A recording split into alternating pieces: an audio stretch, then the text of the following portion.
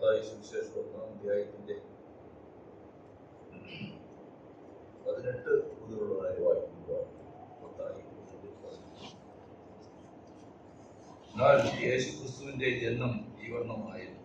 അവന്റെ അമ്മയായ മറിയ യോസേഫിനെ വിവാഹം നിശ്ചയിക്കപ്പെട്ട ശേഷം അവർ കൂടി വരും മുമ്പേ പരിശുദ്ധാത്മാവിനാൽ ഗർഭിണിയായി എന്ന് കണ്ടു. അവളുടെ ഭർത്താവായ യോസേഫ് നീതിമാനാകൊണ്ടും അവൾക്ക് ലോകാപവാദം വരുത്തുവാൻ അവന് മനസ്സിലായതുകൊണ്ടും അവളെ ഗൂഢമായി ഉപേക്ഷിക്കുവാൻ ഭാവിച്ചു. ഇങ്ങനെ നിലച്ചിരിക്കുമ്പോൾ കർത്താവിന്റെ ദൂതൻ അവനെ സ്വപ്നത്തിൽ പ്രത്യക്ഷനായി. ദാവീദിന്റെ മകനായ യോസേഫ്, നിന്റെ ഭാര്യയായ മറിയയെ ചേർത്തുകൊള്ളുവാൻ ശങ്കിക്കേണ്ട. അവളിൽ ഉത്പാദിതമായത് പരിശുദ്ധാത്മാവിനാൽ ആകും. അവൾ ഒരു മകനെ പ്രസവിക്കും. അവൻ തന്റെ ജനത്തെ അവരുടെ പാപങ്ങളിൽ നിന്ന് രക്ഷിക്കുവാൻ ഇരിക്കൊണ്ട് നീ അവനെ യേശു എന്ന് പേരിടണം. കന്യക ഗർഭിണിയായി ഒരു മകനെ പ്രസവിക്കും. അവനെ ദൈവം നമ്മോട് കൂടെ എന്നർത്ഥമുണ്ട് ഇമ്മാനുവേൽ എന്ന് പേര് വിളിക്കും എന്ന് കർത്താവ് പ്രവാചകൻ മുഖാന്തരം അരുളി ചെയ്തത് നിവൃത്തിയാകുവാൻ ഇതൊക്കെയും സംഭവിച്ചു. യോസേഫ് ഉറക്കമുണർന്ന് കർത്താവിന്റെ ദൂതൻ കൽപ്പിച്ചതുപോലെ ചെയ്തു. ഭാര്യയെ ചേർത്തു. മകനെ പ്രസവിക്കും വരെ അവൻ അവിടെ പരിഗ്രഹിച്ചില്ല. മകനെ അവൻ യേശു എന്ന പേര് വിളിച്ചു. കർത്താവായ യേശു ക്രിസ്തുവിന്റെ ജനനത്തെ കുറിച്ചുള്ള കാര്യങ്ങളാണ് നാം ഇവിടെ ഈ ഭാഗത്ത് വായിച്ചത്. യോസേഫിനെ സംബന്ധിച്ചിടത്തോളം ഇവിടെ പ്രത്യേകിച്ച് രേഖപ്പെടുത്തിയിട്ടുണ്ട്. ദാവീദിന്റെ മകനായ യോസേഫ് എന്നാണ്. യോസേഫും അതുപോലെ മറിയയും രണ്ടുപേരും വംശാവലി പ്രകാരം നോക്കുമ്പോൾ യഹൂദ ഗോത്രത്തിൽ നിന്നുള്ളവരായിരുന്നു എന്ന് നമുക്കറിയാം.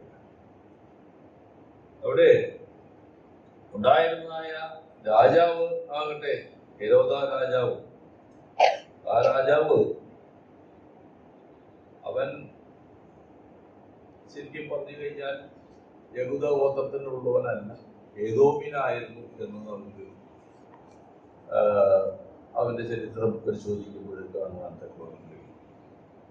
യഹൂദ ഗോത്രത്തിൽ നിന്നാണ് കർത്താവ് ജനിക്കേണ്ടിയിരിക്കുന്നത് എന്ന് തിരുവചനത്തിൽ രേഖകളുണ്ട്. അതുപോലെ യെരുശലേമിൽ ബെത്ലഹേമിൽ നിന്നാണ് താൻ ജനിക്കേണ്ടിയിരിക്കുന്നത് എന്ന് രേഖകളുണ്ട്. ഇതെല്ലാം രേഖകൾ മുൻകൂട്ടി തന്റെ പ്രവാചകന്മാർ മുഖാന്തരം അരുളി ചെയ്തതായ രേഖകൾ അനുസരിച്ചാണ് തന്റെ ജനനം എന്ന് നമുക്ക് അറിയാൻ പറ്റും. പ്രവാചകന്മാർ മുഖാന്തരം തന്റെ ജനനത്തെക്കുറിച്ച് മാത്രമല്ല, തന്റെ മരണത്തെക്കുറിച്ചും രേഖപ്പെടുത്തി. ഇത്രയും വർഷം കഴിഞ്ഞാൽ ഇന്ന സമയത്ത് താൻ മരിക്കും എന്നുള്ളതും അതിനെക്കുറിച്ചും കൃത്യമായിട്ടുള്ളതായ രേഖകൾ. തന്റെ ജനനത്തെക്കുറിച്ചും ദാനിയേലിന്റെ പ്രവചനത്തിലൊക്കെ ഇത്ര വർഷം കഴിഞ്ഞ് ഇത്ര തീയതി പ്രവാസകാലം കഴിഞ്ഞ് എന്നിങ്ങനെയുള്ളതായ കണക്കുകളെല്ലാം വളരെ കൃത്യമായിട്ട് ഉദ്ധരിച്ചിട്ടുള്ളതായ കാര്യങ്ങളാണ്. ഇത് സംഭവിക്കാൻ തക്കവണ്ണം കാലസമ്പൂർണതയിൽ സംഭവിച്ചു പൂർത്തിയായി എന്നത് നമുക്ക് കാണുവാൻ തക്കവണ്ണം കഴിയുന്നതായ കാര്യങ്ങൾ. അവർ യഹൂദ ഗോത്രത്തിൽ ആണ് ജനിച്ചത്. ഇനിയും സംഭവിക്കാതിരിക്കുന്നതായ കാര്യങ്ങളൊക്കെയും നാം നോക്കുമ്പോൾ ദാവീദിന്റെ സിംഹാസനത്തിൽ അവൻ ഇരിക്കുവാൻ തക്കവണ്ണം പോകുന്നു എന്നുള്ളതും തിരുവചനത്തിലുള്ള രേഖകളാണ്. അതൊക്കെയും തിരുവചനം അനുസരിച്ച് നിവൃത്തിയോളം അനേക പ്രവചനങ്ങളും തിരുവചനത്തിലുള്ളതൊക്കെ നിവൃത്തിയായി കഴിഞ്ഞിട്ടുള്ളത് അനേക പ്രവചനങ്ങളുണ്ട്. എന്നാൽ അനേക പ്രവചനങ്ങളും ഇനി നിവൃത്തിയാകുവാൻ തക്കവണ്ണമുള്ളതായ പ്രവചനങ്ങളാണ്. അതിലേറ്റവും സുപ്രധാനമായിട്ട് നിലകൊള്ളുന്നത് നമ്മുടെ കർത്താവായ യേശു ക്രിസ്തു മധ്യാകാശ വരവാണ്. അതിനെക്കുറിച്ച് നമുക്ക് കൃത്യമായിട്ട് ആർക്കും പറയാൻ തക്കവണ്ണം നോക്കിയില്ല. അതിന്റെ കണക്കുകളൊന്നും രേഖപ്പെടുത്തിയില്ല. അത് പിതാവിനല്ലാതെ മറ്റാർക്കും തന്നെ വെളിപ്പെടുത്തി കൊടുത്തിട്ടില്ല. മറ്റുള്ള കണക്കുകളൊക്കെ നമുക്ക് പലതും പരിശോധിച്ചാൽ അറിയാം. ഇന്നത് കഴിഞ്ഞിട്ട്. എന്നാൽ മധ്യാകാശ കർത്താവിന്റെ തന്റെ കാന്തയായ സഭയെ ചേർത്ത് കൊള്ളുവാൻ തക്കവണ്ണം വരുന്നതായ ആ വരവിനെ കുറിച്ചുള്ള സമയമോ കണക്കോ കാര്യങ്ങളോ കൃത്യമായി രേഖപ്പെടുത്തിയില്ല എന്ന് നാം മനസ്സിലാക്കേണ്ടത്. അതുവരെയും താൻ പറഞ്ഞിട്ടുള്ളതുപോലെ തിരുവനന്തപുരത്തിൽ രേഖപ്പെടുത്തിയിട്ടുള്ളതായ പോലെ തന്നെ ആ പൊലിയും ഉണർന്നു നമ്മെ തന്നെ അതിന്റെ വരവനായിട്ട് ഒരുക്കി കാത്തുകൊണ്ടിരിക്കുവാൻ തക്കമുള്ളതായ കർത്തവ്യം ചോദ്യവും നമുക്കുള്ളതാണ്.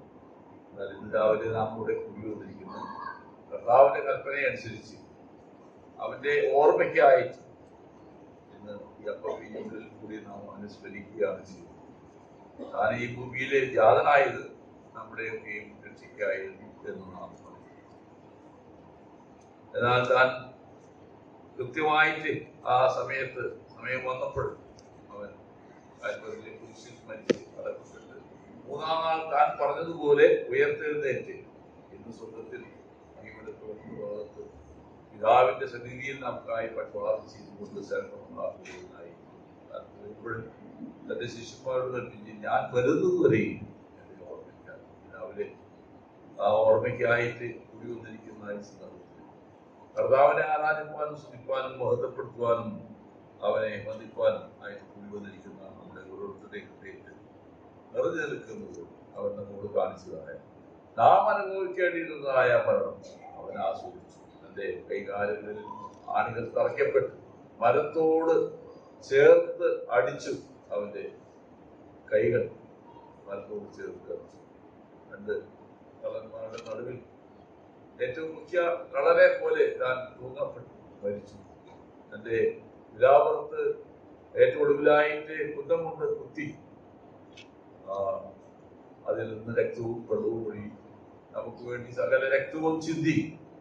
രക്തം ചൊരിഞ്ഞിട്ടല്ലാതെ വിമോചനമില്ല എന്നുള്ളതായ നിയമം അനുസരിച്ച് യേശുവിന്റെ യാഗം നമ്മെ വിശുദ്ധന്മാരായി തീർക്കുവാൻ തക്കവണ്ണം ഇടയായി തീർന്നോർത്ത് രാവിലെ വീണ് മടങ്ങി നമസ്കരിക്കാം, ആരാധിക്കാം, സ്തുതിക്കാം, സ്തോത്രം ചെയ്യാം. വലിയേറിയ നാമത്തിൽ